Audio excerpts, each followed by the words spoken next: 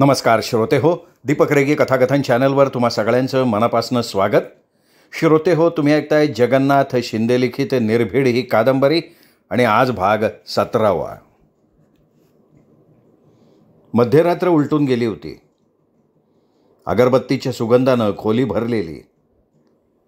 ताठरलेल्या नजरेला ओलावा नाही. झुंजाररावाच्या विचारांचे कावळे, गिधाडं, ओरडणारे कोल्हे विव्हळायला लागले, रडायला लागले. माणसाचं जीवन म्हणजे नेमकं काय? जन्माला येणं आणि मरून जाणं? या मधला प्रवास म्हणजे जगणं का? जगणं म्हणजे धडपड? जन्माला आल्या आल्या आक्रोश, टाहो फोडून रडणं आणि मग पुढे आयुष्यभर रडत राहणं, याला जीवन म्हणायचं का? जन्मताच रडायचं भुकेसाठी, आयुष्यभर रडायचं भुकेसाठी, पायपीट भुकेसाठी, शिक्षण, नोकरी, सगळं भुकेसाठी. या भुकेला तरी मर्यादा कुठे असते? अन्नाची भूक, आपलेपणाची भूक, शरीराची भूक, हे माझं, ते मला पाहिजे, भूक भूक आणि फक्त भूक. शिकायचं भुकेसाठी, शिक्षणातली स्पर्धा भुकेसाठी, डॉक्टर, वकील, व्यावसायिक, मोठी आणि मोठी भूक. आणि मिळवून तरी संतुष्ट कुठे? दुःख. पेल्यात असलेलं अर्धे पाणी पाहून नसलेल्या पाण्यासाठी दुःख. 90% मिळाले तर 100% मिळाले नाहीत याचं दुःख. नोकरी मिळाली ती लेखनिकाची, बॉस होता येत नाही याचं दुःख. दुःख म्हणजेच का जीवन? मग मृत्यूची का भीती? मृत्यू अंगावर शहारे आणणारा शब्द. जन्म तिथे मृत्यू अटळ, मृत्यू येणार हे त्रिवार सत्य, तरीही त्याची भीती. कोण आहे या जगात की तो मृत्यूला भीत नाही? कोणासाठी जगतो माणूस? स्वतःसाठी? स्वतःच्या किती गरजा असतात, किती इच्छा असतात. मग त्या पुऱ्या झाल्यावर का नाही मरावं माणसाने? इच्छा पूर्ण होतात का? इच्छांना मृत्यू नसतो का? माणूस म्हणे जगतो मुलाबाळांसाठी. किती खरं आहे हे? मग पाण्यातल्या माकडिणीच्या नाकातोंडात पाणी जाऊ लागल्यावर ती आपलं बाळ का पायाखाली घेते? बाप मुलाचा का खून करतो? आई लेकराच्या गळ्याला का नख देते? आज तरी मुलं, बायको, सुना, नातवंड आपली असली तरी बरोबर कोण येतं? सोबत फक्त मृत्यूची, सोबत फक्त 3.5 हात जमिनीची. कोण आपलं नाही? प्रियंका उठली. समईत तेल घालते. ज्योतच मालवली आहे, तेल घालून काय करणार? झुंजारराव प्रेताकडे बघत बोलला. ती बोलली नाही. समई तेल घालून आली. पुन्हा झुंजाररावांच्या शेजारी बसली.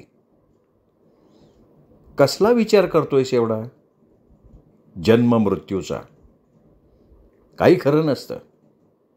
जन्म आणि मरण याच्या मधला काळ खरा नसतो. मग खरं कोण? मृत्यू. नाही रे, जन्म आणि मृत्यू याच्या मधल्या काळात आपण कसे जगलो ना, ते खरं असतं. कोण बोललं? मी नाही. मग बोललं कोण? भास झाला असेल. नाही नाही, शब्द स्पष्ट होते. मृत्युंजय बोलले असतील. ते कसे बोलतील? मी ऐकलं, खरंच ते बोलले. वेडे आहात. कोणी का असे ना, कोण बोललं हेही महत्वाचं नाही, पण बोलले ते खरं. जन्म आणि मृत्यू याच्या मधल्या काळात आपण कसं जगतो ते खरं. ती त्याच्याकडे बघत राहिली. साप, विंचू, कोल्हा, कुत्रा जगतात आणि वाघसिंह सुद्धा जगतात. जो तो आपल्या जगण्यानं आपलं श्रेष्ठत्व सिद्ध करतो. माणसातली काही माणसं असतात, बाकी किडामुंगी. झुंजार, मला वाटतं तुला झोप नाहीये म्हणून तू वेड्यासारखा बरळतोय, असंच ना? ध्येयानं वेडा होतो तो शहाणा ठरतो, अज्ञानानं वेडा ठरतो वेडाच राहतो. जा झोप तू. झोपेतच माणसाचं अर्धाधिक आयुष्य जातं आणि जागा असतो तेव्हा सुद्धा तो झोपेचा सोंग घेतो. कोणकोणत्या बाबतीत तो जागा असतो, संवेदनशील असतो? मला यातलं नाही काही कळत नाही. यातच खरा आनंद असतो. माणसाबद्दल अधिक कळलं ना तर हिंस्त्र प्राण्यापेक्षा तो अधिक क्रूर असल्याचं आणि भूतपिशाच्यापेक्षा भयंकर असल्याचं दिसून येईल. विस्मरण हे माणसाला मिळालेलं वरदान आहे.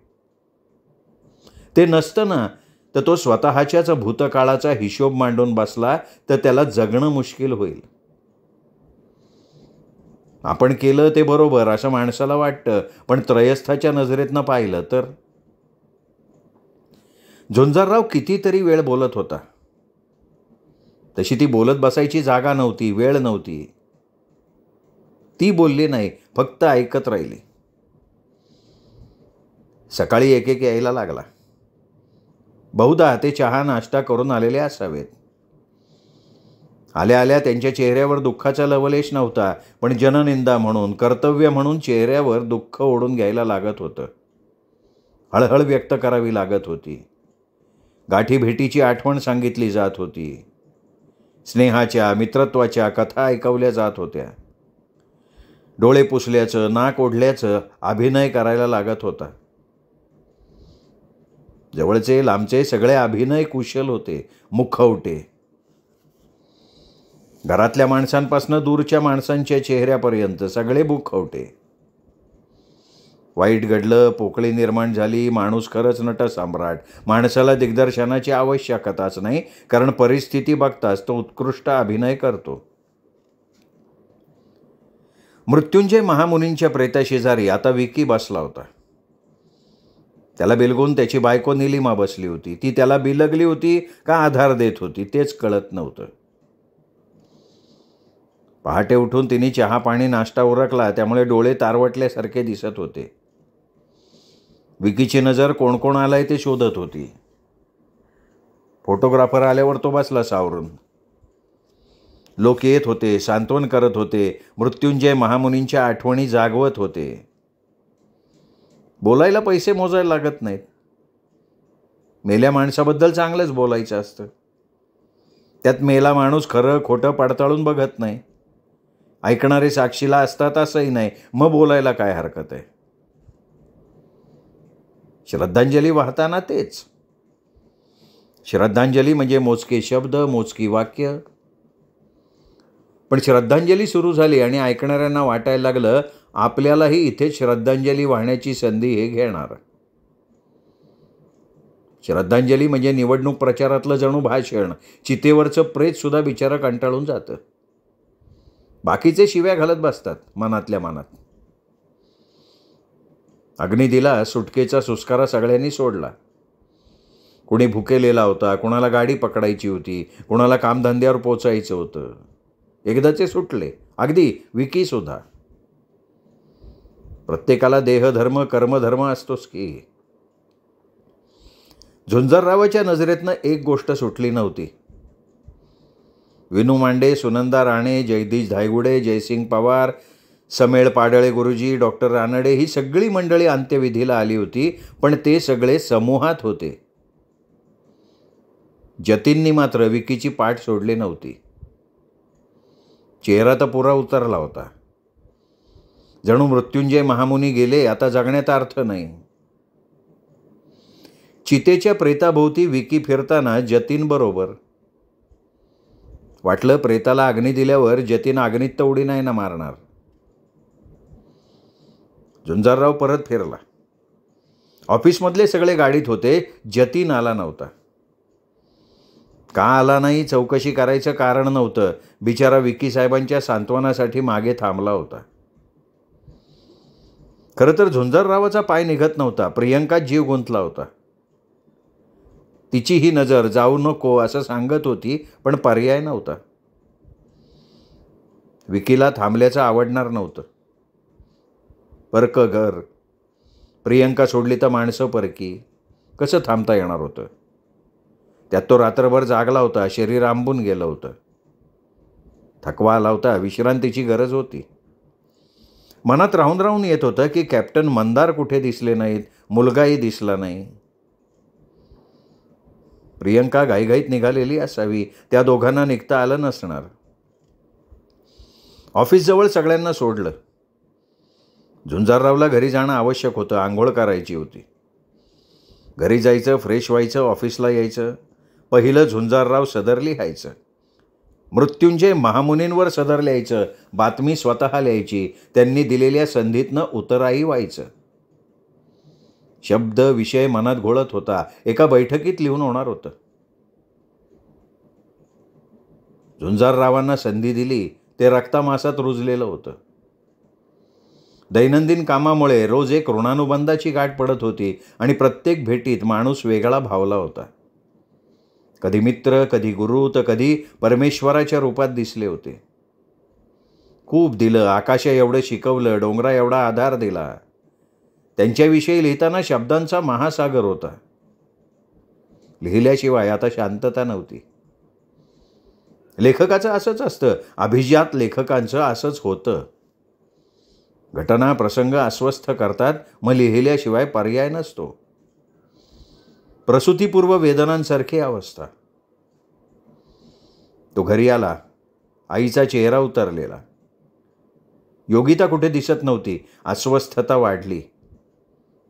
आई, योगिता? आईने नजर टाकली, राग होता, चीड होती. तुला कशाला पाहिल? आई, डॉक्टर बोध यांच्या दवाखान्यात आहे. कधी गेली, काय होतंय, काहीही विचारत बसला नाही, दवाखान्याकडे निघाला. दवाखान्यात आला. योगिता माने. त्यांनी दिसल्या नर्सला विचारलं, तिने रूमच्या दिशेनं बोट केलं. तो धावत गेला आत. मिटले डोळे मोठ्या कष्टानं योगिताने उघडले. किती क्षीण झाली होती योगिता. झुंजाररावाला बघता तिच्या पापण्यांचा बांध फुटला. काय झालंय योगिता? शब्दांची जागा हुंदक्याने घेतली. योगिता, मी आलोय, आता काळजी.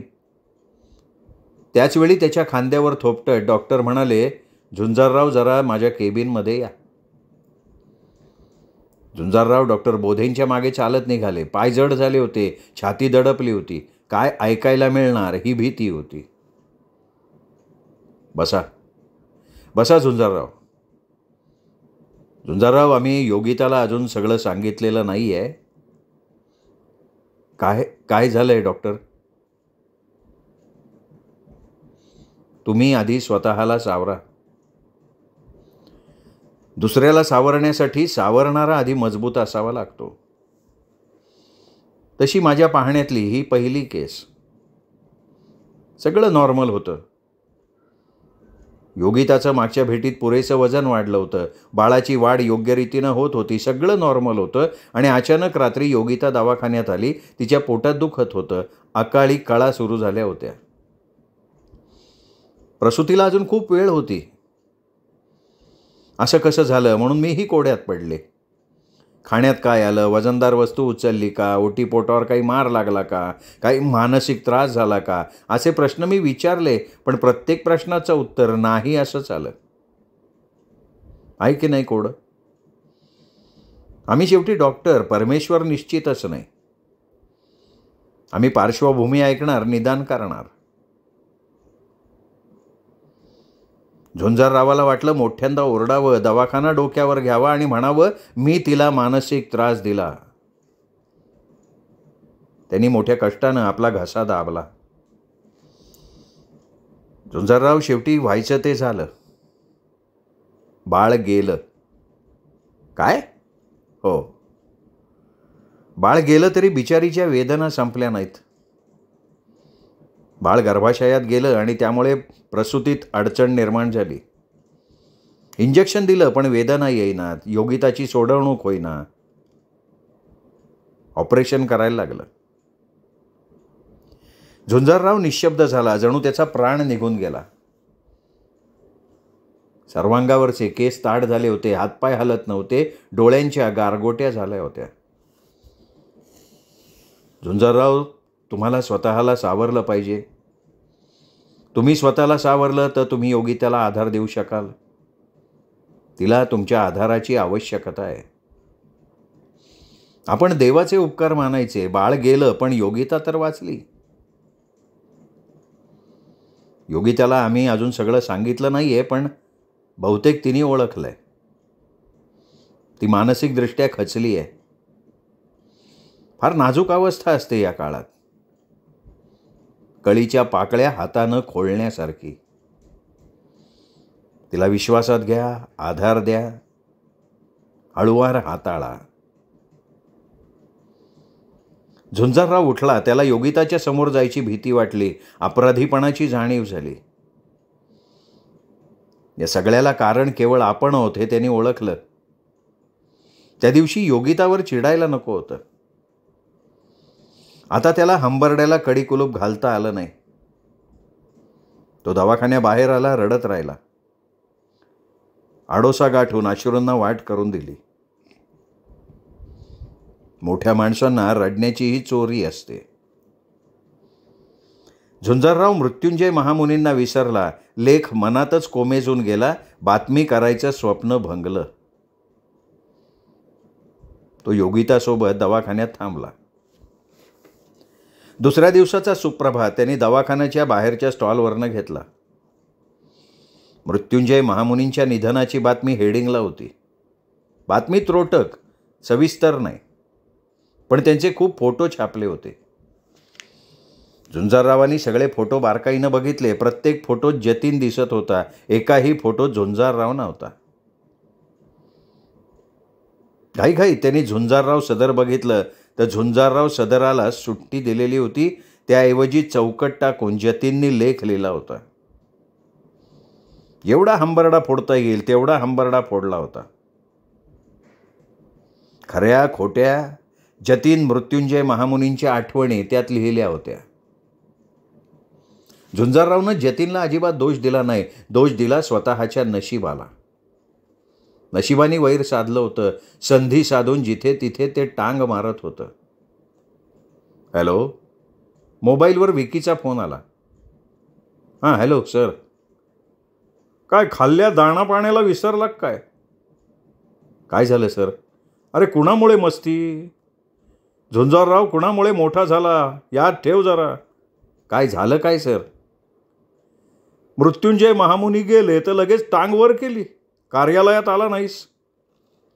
सर माझी पत्नी दवाखान्यात. मग तुझी कॉट टाकली आहे का तिच्या शेजारी? झुंजाररावला वाटलं सडकून काढावं, त्याच भाषेत उत्तर द्यावं आणि सुप्रभातला सोडचिठ्ठी द्यावी.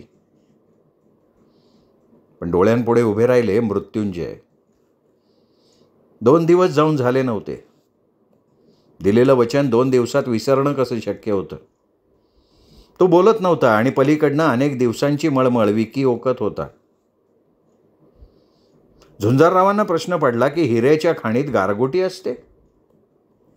आम्रवृक्षापोटी विषवृक्ष जन्माला येतो? संस्कारक्षम कुटुंबात असंस्कार तरारून उगवतात. 4 दिवस झुंजारराव कार्यालयाकडे फिरकला नाही. काय चाललंय, कसं चाललंय विचारलंही नाही. तो योगिताभोवती कमी जास्त बघत राहिला, पण अपराध्यासारखा.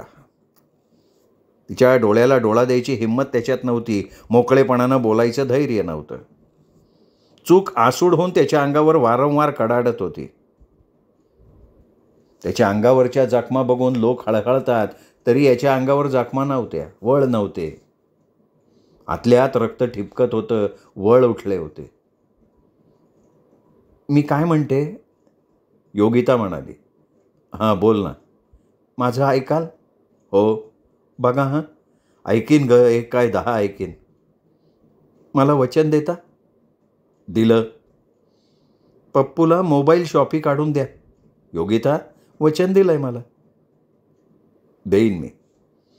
झुंजाररावनं योगितासाठी शब्द दिला. योगिताचा चेहरा उजळला.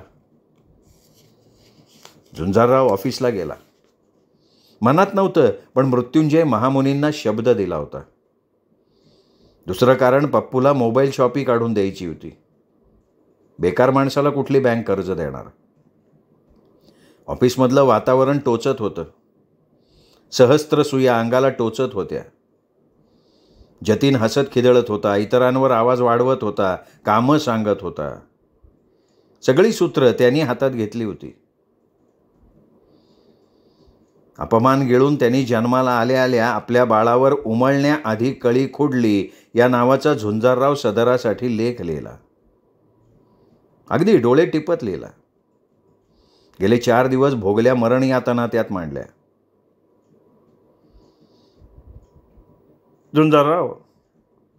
झुंजारराव सदर आता बंद झालंय.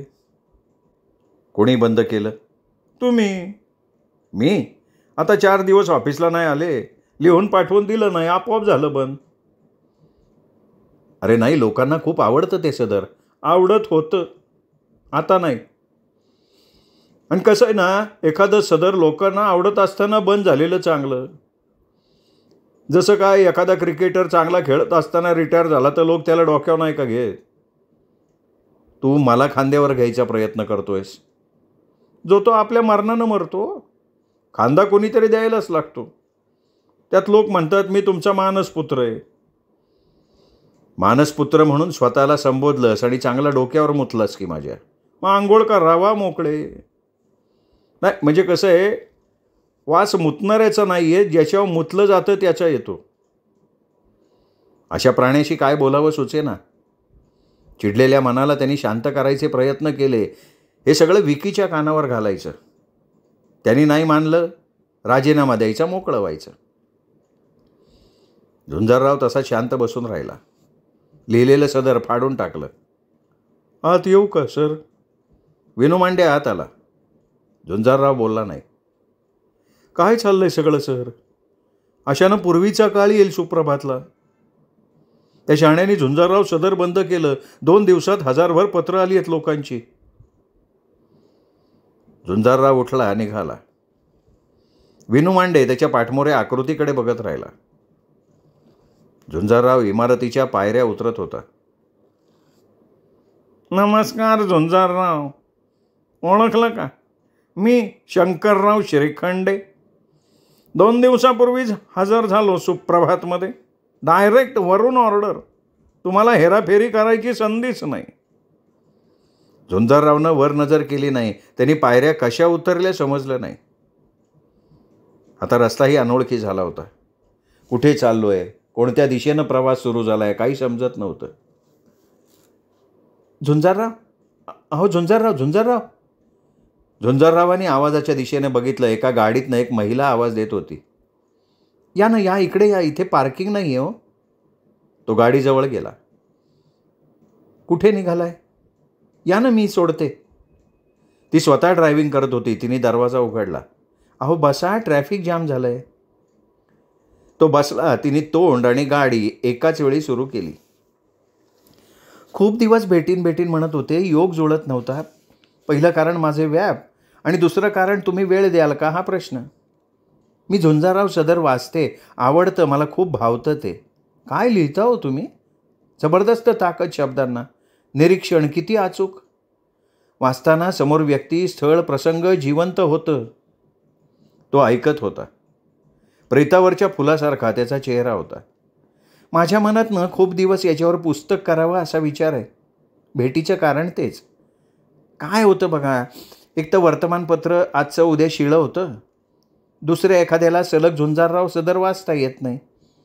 पुस्तक झालं तर सलग वाचता येईल आणि पुस्तक महाराष्ट्रभर जाईल. हवं तेव्हा वाचता येतं. बडबड थांबली. गाडी थांबली. इथे कुठे? हा माझा बंगला आहे, एकटीच राहते मी, या. तो यंत्र तिच्या मागे चालत राहिला. तिने कुलूप काढलं. हॉलमध्ये आली. छोटा आहे, बंगली म्हणा पाहिजे तर, पण मला आवडतो. कल्पना माझीच आहे. हा हॉल लागून 2 बेडरूम. 2 बेडरूमची कल्पना माझी आहे. कारण एक, पाहुणे आले तर गैरसोय नको, आणि दुसरं कारण, एका बेडरूममध्ये कंटाळा आला की दुसऱ्या बेडरूममध्ये झोपायचं. बरं काय टाकू, चहा का कॉफी? तशी मी कॉफी घेते, पण चहाचं वावडं नाही. पण कॉफी पिण्यात जो आनंद आहे ना, तो चहात नाही. काय टाकू? कॉफी. बाईने अजून आपलं नाव सांगितलं नव्हतं. तिचं जीवन कोडं वाटत होतं. बाई सुंदर होती, कपाळी टिकली होती, गळ्यात मंगळसूत्र होतं. वय असावं 35च्या दरम्यान. तशी तरुणच, त्या तारुण्य खानदानी. घ्या कॉफी. माझं नाव मीनाक्षी मोहिते. विवाहित आहे मी, पण विवाह केवळ निमित्त. पटलं नाही वेगळं राहते. एखाद्याशी पटतच नाही म्हटल्यावर मरत मरत झुरत का जगावं माणसाने. मी त्याचं नाव टाकलं, घर सोडलं. लग्नानंतरचं नाव सोनाली देव होतं, पण तो देव दानव निघाला. मीनाक्षी मोहिते झाले माहेरचं नाव. त्याला का सोडला सांगणार नाही. कारण एकच, नाव घ्यावं असा तो माणूस नाही, पुरुष नव्हता म्हणा. कारण दुसरं संबंधच संपले तर नाव घेऊन गळा काढून काय उपयोग. मस्त राहते, मजेत जगते, वाचनाचा छंद आहे, प्रकाशनाचा उद्योग आहे. हे असं होतं बघा माझं. भरकटते मी, विषय सुटतो. आता मूळ मुद्द्यावर येते. मी प्रकाशिक आहे. वर्षाला 16 पुस्तकं काढते, 8-8चा संच. जून जुलैला 8 आणि जानेवारी फेब्रुवारीमध्ये 8. मोजके लेखक, मानधन देते. मस्त पुस्तक काढते, किंमत वाजवी ठेवते, कागद उत्तम, कव्हर उत्कृष्ट, विषय ताजा चांगला, मिळतो प्रतिसाद. तुमच्या झुंजारराववर पुस्तक काढायचा विचार करतेय. झुंजारराव फक्त ऐकायचं काम करत होता. कॉफी संपली, ती उठली, तिने कपाट उघडलं, मोठीच्या मोठी फाईल बाहेर काढली. मौल्यवान दागिना हौसेनं दाखवावा तशी झुंजारराव सदराची कात्रणं दाखवत म्हणाली, सिरियलनी तारीखवार लावली आहेत, 1 आहेत. पहिलं सदर वाचलं ना तेव्हाच ठरवलं कधीतरी याच्यावर पुस्तक काढायचं. एक झुंजारराव म्हणजे साहित्य खाणीतलं रत्न आहे. मी एक सदर किती वेळा वाचलं? किमान 10 वेळा. विश्वास नाही ना बसत? तिने फाईल बंद केली. भाऊसाहेब राजकारणी या सदरातली काही वाक्य सांगते. लोकशाहीची एकच व्याख्या, माणसं मागे गोळा करा. नेत्याच्या डोक्यात काय आहे, यापुढे मागे किती डोकी आहेत यावर त्या नेत्याची शाही अवलंबून. पुढच्या समूहातली माणसं पुढे राहू न देता आपल्या मागे उभी करायची म्हणजे खरं राजकारण. बरोबर आहेत ना वाक्य? झुंजाररावला आश्चर्य वाटत होतं. तो म्हणाला, अरे बापरे, खरंच की. अहो, आजचा झुंजारराव कालच्यासारखा नसतो तुमचा. विषयाला बंधन नाही. अन्याय करणाऱ्यांच्यावर तो कोरडे ओढतो, गुणवंतांचा गौरव करतो, राजकारणी लोकांच्या करणीचं वस्त्रहरण करतो. खरंच सांगते, तुमच्या लेखणीला आत्मा आहे आणि तुम्ही माणसातले माणूस आहात. एक विनंती करू? मला देव करू नका. माझ्यातही दुर्गुण आहेत, माझ्यातही रितेपणा आहे. तरीही तुमची लेखणी समाजाशी इमान राखून आहे. तुमची सुखदुःख तुमच्याजवळ ठेवून तुम्ही समाज शुद्धीकरण करताय. मला ही अमृतवेल घराघरापर्यंत पुस्तक रूपानं पोचवायची आहे. मी आराखडा केला आहे. किमान 10 पुस्तकं होतील. 300-350 पानाचं एक पुस्तक. तुमची संमती? आणि मी मानधन देते. इतर प्रकाशकांसारखी नाही. प्रत्येक पुस्तकाचे 50,000, तेही ॲडव्हान्स. झुंजाररावांचे डोळेच पांढरे झाले. समोर योगिता दिसली, डोळ्यात पाणी आणून पप्पूसाठी मोबाईल शॉपीची मागणी करणारी. मग देताय ना संमती? 10 पुस्तकांचं मानधन या क्षणी 2.5 लाख रुपये मी तुम्हाला या क्षणी देणार आहे. मी एकटीच बोलतेय. लिहिणारी माणसं बोलत नाहीत का? मानधन वाढवून हवंय का तुम्हाला? नाही, नको, 2.5 लाख पुरेसे आहेत. तिने लगेच चेक लिहिला. झुंजाररावाला हे अपेक्षित नव्हतं. पुस्तक काढण्याची कल्पना कधी शिवलीच नव्हती. झुंजारराव सदराला न्याय मिळणार होता. पुस्तक रूपानं येणार होतं ते. अक्षर वाङ्मय ठरणार होतं. पैसेही चांगले मिळाले होते. 2.5 लाख स्वतःचे घातले तर बँक 7.5 लाख नक्की देणार होती. 10 लाखात मोबाईल शॉपी उभी करता येणार होती. विनू मांडेंनी जागा पाहिली होती. ती जागा नक्की करून टाकायला हरकत नव्हती. पप्पूची मोबाईल शॉपी आता उभी राहणार होती. श्रोते हो, तुम्ही ऐकताय जगन्नाथ शिंदे लिखित निर्भीड ही कादंबरी. आज या कादंबरीचा 17वा भाग आपण ऐकलात. 18वा भाग ऐकण्यासाठी उद्या भेटूयात दीपक रेगे कथाकथन चॅनलवर. तोपर्यंत नमस्कार श्रोते हो.